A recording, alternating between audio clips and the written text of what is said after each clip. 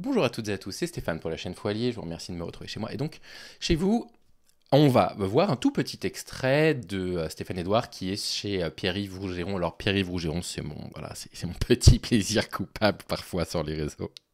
Et Stéphane Edouard, c'est ni mon plaisir, par contre, c'est coupable. Vous allez dire, pourquoi, ça fait longtemps que j'ai pas parlé de Stéphane Edouard. Oui, ça fait très longtemps. Et en fait, j'ai des raisons aussi d'en parler aujourd'hui. Vous savez qu'il a perdu son procès contre Daimon et contre moi, qu'il a même pas que perdu, il a été condamné. Hein. C'est lui qui nous a attaqués, mais il a été condamné pour procédure abusive et la justice estime qu'il a tenu des propos qui pourraient être caractéristiques d'infraction. Et ce qui est assez intéressant, c'est que l'un des axes de défense qu'on a utilisé, je ne sais pas si on le réutilisera, c'est de dire à partir du moment où un type comme Stéphane Edouard porte plainte comme ça, en fait, ce qui se passe, c'est que les gens n'osent plus derrière émettre des critiques sur le fond du discours. Alors évidemment, s'il y a des personnes qui, je ne sais pas, harcèlent Stéphane Edouard, qui le doxent, j'en sais rien, de ce genre de choses, il serait tout à fait dans son droit, évidemment, de porter plainte. Mais si simplement on a critiqué mon discours et je ne suis pas d'accord avec l'usage d'un terme que lui-même utilise, en l'occurrence moi, le terme connard, qui est un terme que lui utilise régulièrement, la justice dit, écoutez, non, là en fait, il y a juste une critique de votre discours qui est nécessaire, c'était la conclusion du compte-rendu, et dans un espace de liberté d'expression, ça doit être fait. Problème, le verdict du procès, ça fait quand même peut-être 2 mois qu'on l'a annoncé, plus personne n'ose faire de la critique des propos de Stéphane Edouard. Et c'est un problème, parce que c'est une personne qui a de l'influence. Et donc, j'aimerais, peut-être que, je pense que cette vidéo, ils ne la montreront pas hein, pour le procès en rappel, mais moi, j'aimerais porter à la connaissance des magistrats qui jugeront du coup notre appel, les propos de Stéphane Edouard dans cet extrait. Ne pas pouvoir dénoncer les propos qui vont être tenus dans cette vidéo est un problème. Aujourd'hui, je pense que les tribunaux sont très sensibles aux questions de harcèlement sexuel, aux questions de violence sexiste et sexuelle, et le lit de la violence sexiste et sexuelle, c'est la pensée sexiste. Et donc, quand il y a des trucs comme ça qui sont prononcés par une personne qui a une forme d'aura, je pense qu'il faut absolument que des personnes puissent critiquer, sans avoir peur de se retrouver au tribunal. Il y a des personnes qui me disent de très mauvaise foi, les personnes qui me harcèlent, bah ouais mais nous on fait que te critiquer et tu nous envoies au tribunal. Non, vous en êtes à des dizaines de milliers de tweets, c'est pas des critiques, j'ai reçu tellement d'insultes différentes, j'ai eu transcouille, un truc comme ça, transcouillard, des trucs, enfin je veux dire, au bout d'un moment il y avait tellement plus d'insultes que vous n'aviez pas encore utilisé, que vous les inventiez. Non, écoutez ce qui se passe entre ces deux, on va dire un peu nos deux héros. Très désocialisant. Qui dit désocialisant dit dévirilisant parce que indirect. Alors, le coup de désocialisant et dévirilisant est assez intéressant parce que ça dénote en fait d'une vision du coup de la virilité qui est une vision pour le coup. Pourquoi je suis là? Voilà. Caractéristique de la domination masculine, mais structurelle et vraiment financière. C'est-à-dire que concevoir qu'il faut socialiser pour être viril, ça veut dire qu'on conçoit l'homme comme étant un être social, l'homme avec un H minuscule. Et ça découle vraiment de cette vision, vous savez, de la construction de la femme au foyer, comme Federici l'a beaucoup décrit, et comme je la cite très souvent, mais c'est tellement vrai, les féministes marxistes, c'est tellement banger, même 60 ans après qu'elle l'a écrit. La femme, quand elle a un rôle de femme au foyer, elle a un rôle intérieur, et l'homme, étant donné qu'il est pourvoyeur du coût du salaire et des ressources extérieures, lui a le rôle social.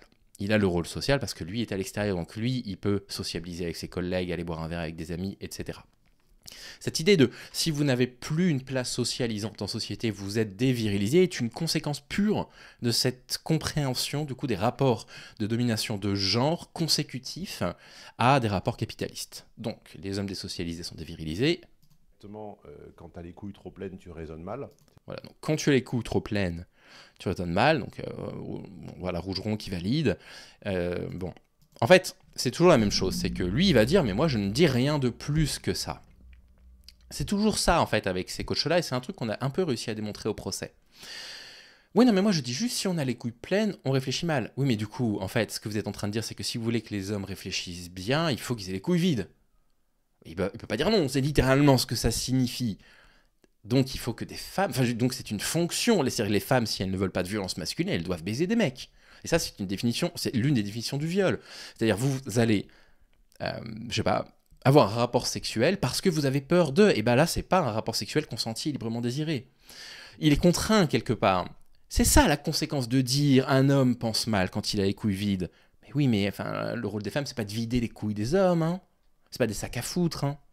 raisonne mal. C'est une des caractéristiques du mal, c'est que c'est une condition nécessaire et non suffisante de se vidanger régulièrement.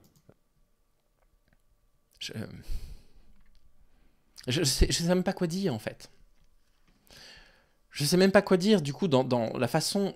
Moi, je suis étonné, en fait, que Stéphane Edouard soit de plus en plus radical, en fait, entre le procès qu'il a perdu et le fait, il demande enfin, je veux dire, il conteste la décision de justice, hein, il va en appel. Donc moi, je m'étais dit, bon, bah, je vais peut-être arrêter de regarder ses contenus parce que ça va pas être... il va faire attention, quoi, parce que là, pour le coup, en appel, il risque quand même un alourdissement des sanctions. Donc, bref, et puis en plus, comme le tribunal dit, bon, bah, il y a des propos qui sont vraiment à la limite de la légalité, il prend quand même le risque, hein, de retourner après une procédure abusive devant des juges. Mais le truc, c'est que moi, je suis étonné du coup qu'on entend des propos de plus en plus radicaux là-dedans, où c'est quasiment ouvert que les hommes doivent juste vider les couilles, quoi. Il doit y avoir des femmes pour leur vider les couilles. Et j'ai du mal à comprendre, pour être honnête, à quoi ils pensent, mais ce qui est intéressant, c'est que pour moi, tout ça, c'est du pain béni pour nous, pour notre défense, parce que ça va nous permettre de dire, voilà, le procès a été jugé déjà, mais comprenez que la décision, en fait, elle peut pas être cassée, alors on va pas jouer là-dessus, mais ça va être un truc qu'on va pouvoir rajouter en disant, rendez-vous compte que ça, ce sont des propos tenus par un homme qui sait qu'il a la justice qui jette un œil sur lui et qui ne veut pas qu'on critique ce genre de choses. Imaginez si on lui donne raison, en fait, et qu'on continue à propager ce genre de discours. Alors, t'as Rougeron, là, derrière, qui hoche la tête comme ça. Oui, les hommes doivent se vider les couilles. C'est une condition sine qua non, mais non nécessaire pour que les hommes se vident des couilles. Hein. Que c'est une condition nécessaire et non suffisante de se vidanger régulièrement. Alors, si tu n'es pas à vidanger régulièrement, la pyramide de Maslow, tu ne passes pas à l'échelon du dessus. La pyramide de Maslow. Oh là là, mais ça fait tellement... Oh là, la pyramide de Maslow. J'avais oublié qu'il disait ça. À la pyramide de Maslow, je vais essayer de pas dire de bêtises. Ça fait très longtemps que j'ai pas entendu parler de ça, mais en même temps, si je dis une bêtise sur une bêtise, je suis pas sûr que ce soit si grave que ça. Mais la pyramide de Maslow, c'est une pyramide qui présente une sorte de hiérarchisation des besoins. C'est un truc qui est surtout très enseigné dans les trucs de développement personnel, de PNL, machin. Bon bref, ces trucs un peu pseudo-scientifiques, pas mal pseudo-scientifiques même. Et donc voilà, apparemment, il faut se vider les couilles pour pouvoir aller vers des besoins plus fondamentaux. Bon, qu'est-ce que ça dit au fond? Les hommes, ils doivent se vider les couilles. Donc, il doit y avoir des personnes pour leur vider les couilles. Parce que j'imagine qu'il ne parle pas de masturbation. J'imagine que pour lui, il dit pas oui, bon, bah, dans le rapport homme-femme, en fait, on s'en fiche, je vis de se masturber, il n'y a pas réellement besoin. Tout son discours est orienté vers le fait qu'il prétend avoir des solutions pour aider des incels à avoir des relations sexuelles. Donc, qu'ils ne viennent pas nous dire que cet extrait-là, c'est pour dire non, mais j'explique simplement qu'il faut se masturber. Donc, ça veut dire quoi? Ça veut dire qu'il doit y avoir une fonction, les femmes doivent avoir pour fonction de vidanger les couilles des hommes. Et il avait déjà dit ça dans une ancienne vidéo qu'on avait critiquée très longtemps, hein, quand il disait que la violence masculine, c'était ça, c'est parce que les hommes étaient frustrés. Et donc les féministes avaient augmenté la violence masculine, parce que les féministes avaient rendu les femmes plus électives, et donc les hommes y baisaient moins, pas tous, hein, mais apparemment dans sa vision, les hommes baisent moins, donc ils sont plus violents. Donc la violence en société, c'est la faute des féministes. Et voilà, ces discours passent. Et il faut les critiquer sévèrement, parce que c'est un discours essentialisant et ça va pas.